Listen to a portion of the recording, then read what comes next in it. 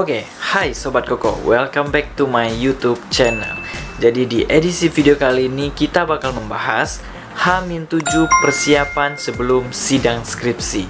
So, buat teman-teman mahasiswa yang sebentar lagi mau melakukan sidang skripsi, kalian wajib tonton video ini sampai habis. Oke, setelah yang satu ini.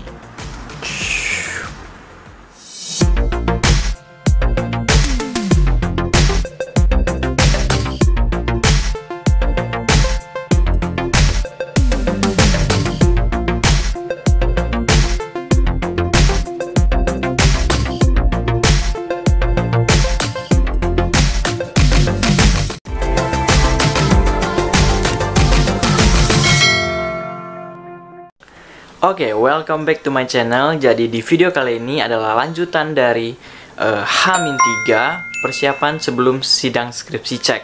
Jadi buat teman-teman yang belum nonton H-1 dan H-2 nya silahkan tonton terlebih dulu, karena ini bakal relate ya. Jadi untuk link video sebelumnya Koko bakal taruh di deskripsi box atau klik di pojok kanan sini. Oke.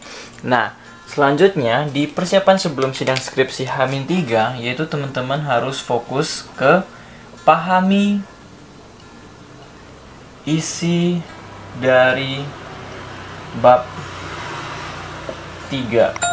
Nah, isi dari bab 3 ini apa aja? Nah, Koko bagi menjadi beberapa poin penting. Yang pertama yaitu namanya desain penelitian. Nah, apa sih ini desain penelitian? Jadi teman-teman pas buat skripsi ini pasti ada namanya struktur ya. Jadi kayak dimulai dari latar belakang, terus dimulai dari identifikasi, lalu rumusan masalah, lalu selanjutnya sampai dengan simpulan dan saran. Teman-teman buatkan bagannya di sini ya. Nah, selanjutnya kita masuk ke operasional variabel. Nah, apa sih yang dimaksud dengan operasional variabel? Nah, jadi di sini teman-teman jelaskan lagi, tapi secara spesifik aja. Jadi nggak usah terlalu banyak teorinya. Nah, jadi misalnya variabel teman-teman, contoh nih, X1-nya tadi di return on asset. Nah, jelaskan aja. Return on asset menurut si A itu adalah apa? Lalu kalian jelaskan rumusnya lagi. Jadi nanti kalian buat satu tabel, jelaskan rumusnya, cara untuk menghitung rasionya bagaimana, terus ini termasuk ke dalam skala apa. Jadi ini tergantung kembali ke penelitian teman-teman aja ya. Nah, selanjutnya yang terpenting adalah kita masuk ke populasi dan sampel. Nah, ini pastinya teman-teman udah sering banget dengar ya.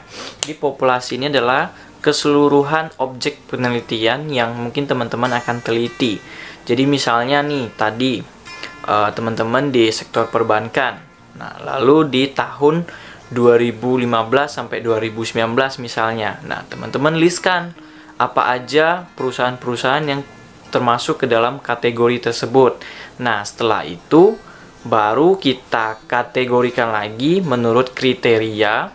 Nah, ini khususnya buat teman-teman yang mungkin menggunakan purposive sampling atau jenis-jenis sampling yang lainnya. Nanti kalian tinggal mengikuti aja, tinggal disesuaikan aja maksud Koko ya. Jadi nanti baru dapatlah sampel dari sebagian populasi yang teman-teman teliti. Nah, misalnya populasi teman-teman ada 50 nih. Setelah seleksi dan seleksi, sisa sampelnya menjadi 20 atau 30, itu sah-sah aja. Nah, dan kembali, ini adalah contoh data sekunder. Berbeda dengan teman-teman yang mungkin datanya primer. Nah, itu kan dari responden ya. Jadi kalau misalnya teman-teman menggunakan respondennya lumayan banyak, nah, teman-teman bisa kecilkan dengan rumus Lovin. Nah, untuk cara video pengecilannya, itu Koko sudah pernah buatkan videonya. Jadi kalian tinggal cek aja. Terus poin selanjutnya yang terpenting juga itu adalah jenis dan sumber data. Nah, Maksudnya jenis dan sumber data ini adalah teman-teman menggunakan penelitian baik kuantitatif atau kualitatif atau research and development. Teman-teman harus ketahui apa aja sih arti dari penelitian tersebut. Nah, contoh Koko di sini adalah data kuantitatif.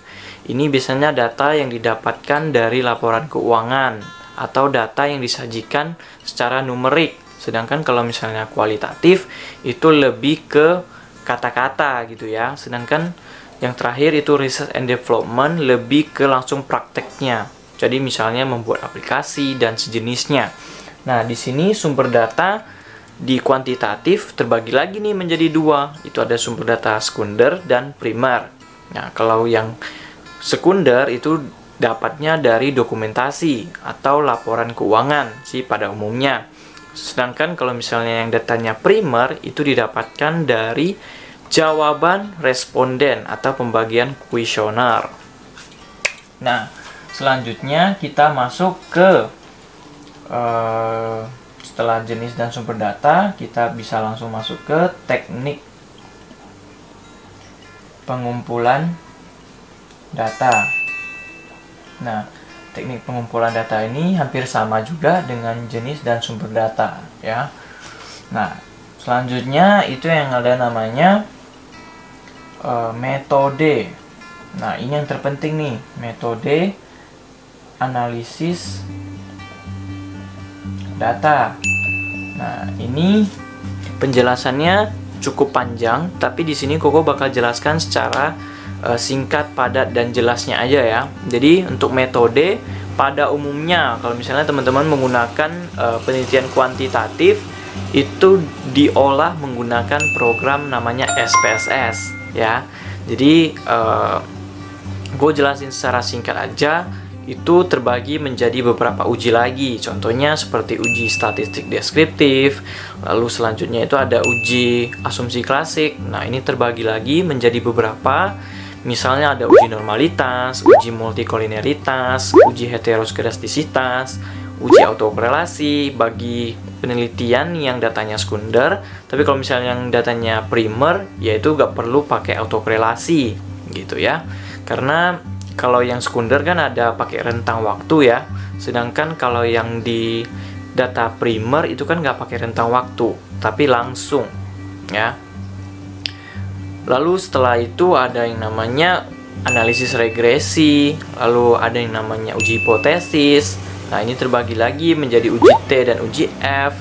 Lalu ada analisis koefisien determinasi gitu ya. Nah, ini untuk penjelasan lebih detailnya nanti Koko bakal buat satu video khusus. Jadi buat teman-teman, pastikan kalian subscribe dan nyalakan tombol loncengnya dulu supaya tidak ketinggalan video selanjutnya ya. Nah, yang terakhir tidak kalah penting adalah jadwal dan objek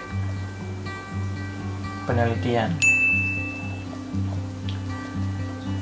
Jadi teman-teman di sini jelaskan objek penelitiannya. Misalnya kalau teman-teman penelitiannya di Bursa Efek, jelaskanlah alamat Bursa Efeknya di mana secara detail ya. Atau misalnya kalau teman-teman penelitiannya di perusahaan masing-masing atau perusahaan di mana teman-teman bekerja, ya jelaskan juga secara detail alamatnya. Lalu untuk jadwal itu nanti dirincikan juga. Misalnya di minggu 1 kalian ngerjain apa, lalu minggu 2 ngerjain apa, atau bisa dibilang pertemuan 1 sampai pertemuan terakhir itu kalian ngerjain apa aja. Jadi nanti ada tabelnya atau bagannya, nanti kalian warnain tuh.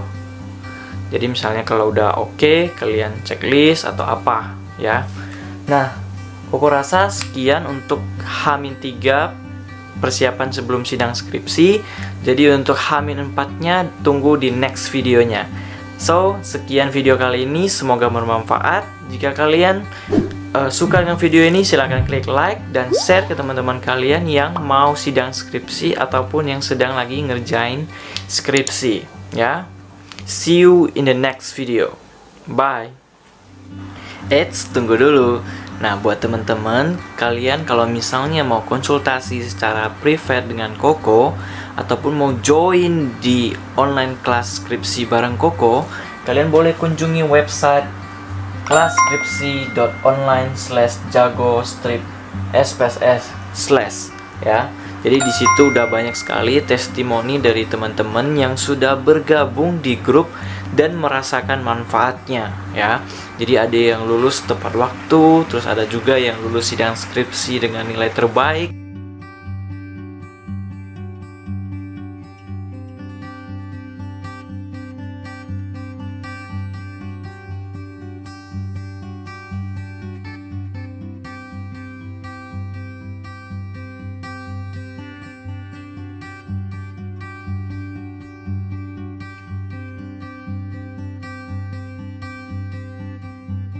Intinya buat teman-teman yang bingung dan pengen cepat kelar skripsinya, join sekarang juga ya. Ada promo khusus buat kamu.